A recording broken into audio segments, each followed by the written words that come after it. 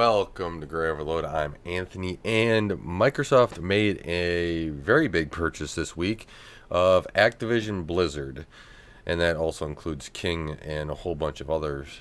That was $70 billion. I think the total came out to be like 68.4 billion or 68 point, I don't know, something like that. Just crazy amount. They had completed the purchase of Bethesda, and that was for 7 billion, 7.5 billion, if I recall correctly. And this is way more than that, about 10 times more. I guess Microsoft really wanted to get this game studio in. I've been reading and thinking about this over the last couple days, and I'm still kind of shocked. Now, I did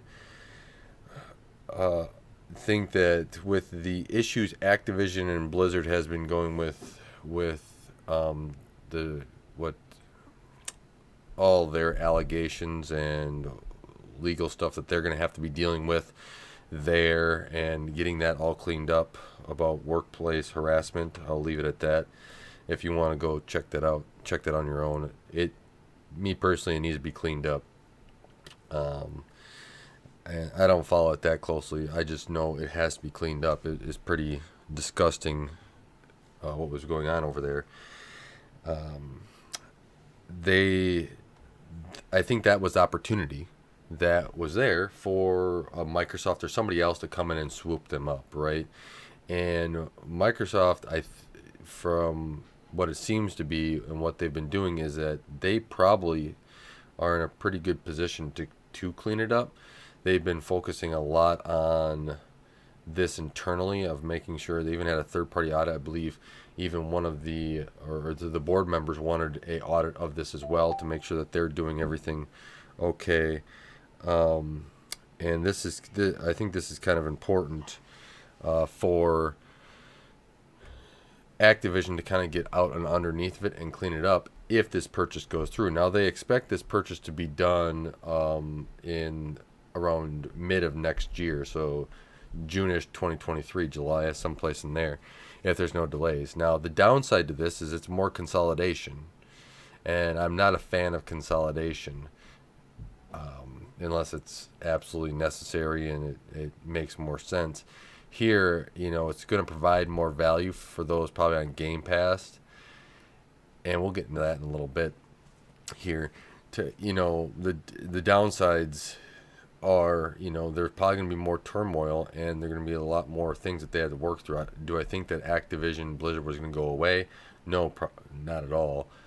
But there is that aspect of it that there could be more downsides to them, maybe having to trim more stuff, where Microsoft infusing you with buying you with 70 billion. Microsoft's got enough money that they can put behind and hopefully Microsoft does this, is keep and invest in those development studios so that we have more games and we have better games, right? That's something where you have all these lawsuits that currently, I don't know if Activision Blizzard would be able to divert enough funds for that. Now, we'll see how this all goes through, how all the regulators view this. But, one of my things is that I like the competition in the gaming space. Now, maybe this was inevitable and Activision Blizzard was going to go on a downturn and just not be able to produce and compete in the same way. And we'll never know, unless this purchase doesn't go through. So let's actually take a look. Microsoft, went through this, right? You have StarCraft, you have Call of Duty, Warcraft, you have now Candy Crush, Diablo, Overwatch. Just a lot that is joining this team on the Microsoft team. Now, Phil Spencer, he's been doing good work over there on the Xbox. So as a overall leader in this thing, I think that he's going to be pretty good as long as they get rid of the people they need to from Activision Blizzard. Now, this is not the developers. This is the upper management that allowed things to happen and to create a bad work environment. You got to clean that out, or they have to be basically dedicated to learning the new culture, right? you don't want the old culture to stick around if this purchase goes through.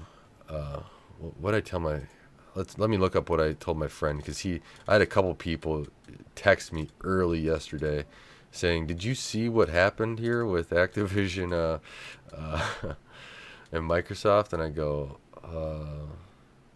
"Yeah, I did, but at that time, my first friend was or my cousin was actually like, 'Did you see this?' I was like, 'Whoa!'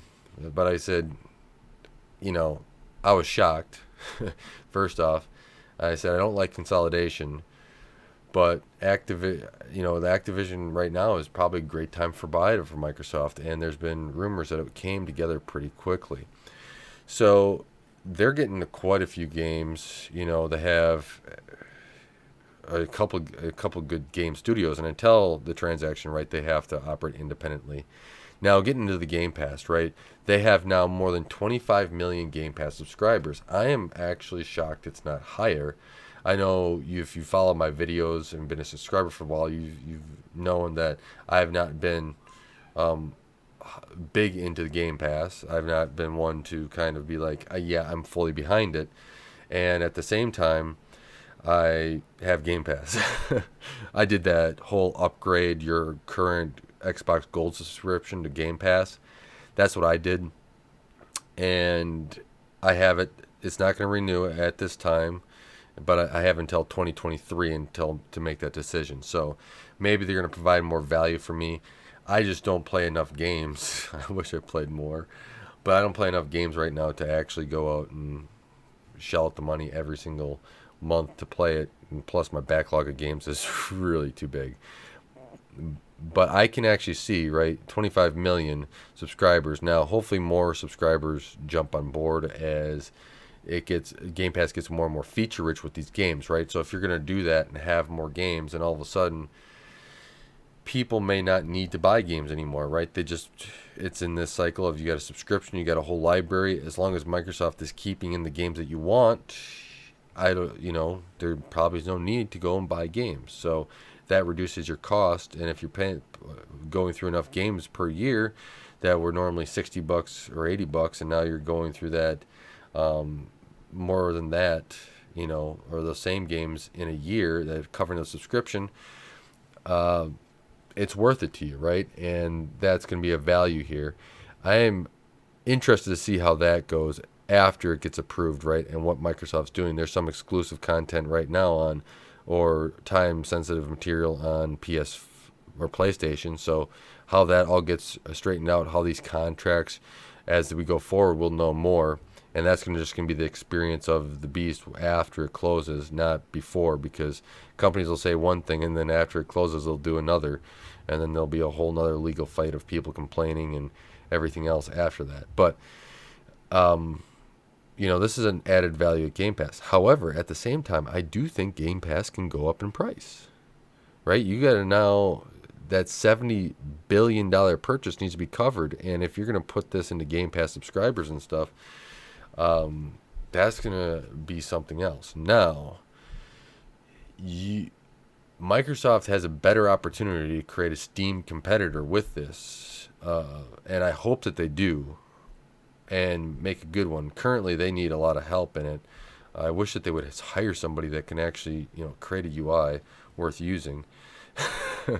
I'd be more than willing to help them design that and everything else. I should actually probably draw something up at some point. But I have games through Xbox, and I download them on the computer, and it's just not a good UI whatsoever. To download, to get games, you have too many places where you're downloading the games, right? The store, the Xbox gaming app, and just create a dedicated thing. It doesn't have to look like Steam, but like Steam, that has all the games. You're going there, you're downloading it. If a PC gamer is going to go there, they want gaming. Now, this is also going to open up stuff for Xbox and really start to push that, because I think you have a great opportunity here after this closes, but you want to have a good, well-rounded program to download those in, so people are used to it before you get all these games in there. It could be a pretty big competitor overall.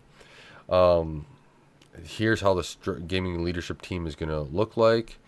And so I'm not going to go through all this, but it looks like you're going to have hopefully a pretty good team that will go through and invigorate and hopefully continue to deliver the games that gamers want. In the end, here's what I feel. As much as I want competition, as much as I want everything else, I want to be able to have a good game to go play and enjoy myself when I want to go play games.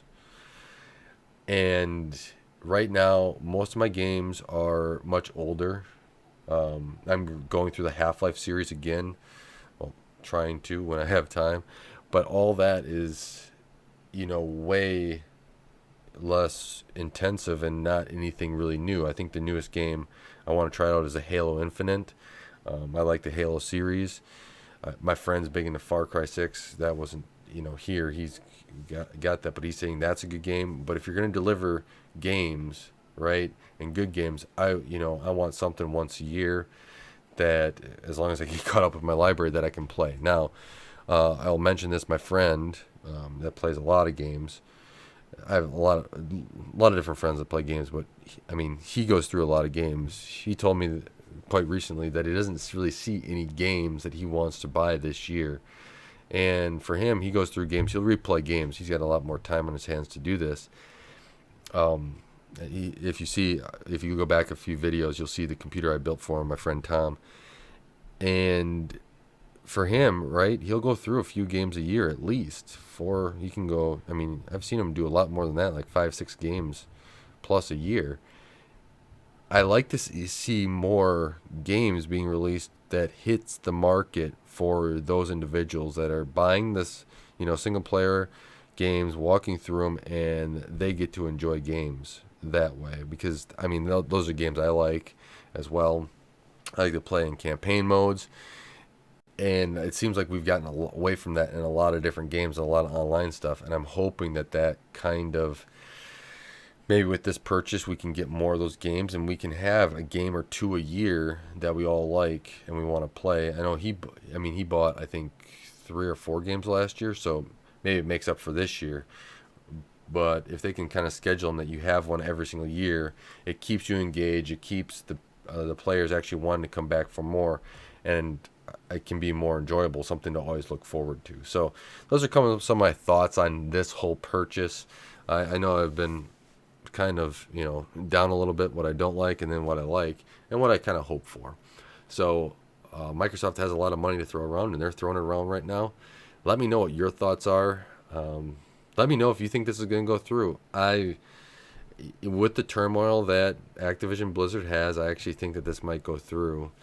As much as I, rather it would have competition, some of that is looked at here, and I'm sure the regulators are looking at that as well and wanting that discrimination stuff going through to be cleaned up, and Microsoft probably is going to commit to that. So that could actually help lean these regulators in that direction to approve it. So with that, thank you guys for going through and finishing the video. Thank you guys for supporting Gray Overload channel as well. I really appreciate it. You guys and gals are all great at supporting it and helping this channel grow. And until next time, God bless, and don't forget to like, share, and subscribe.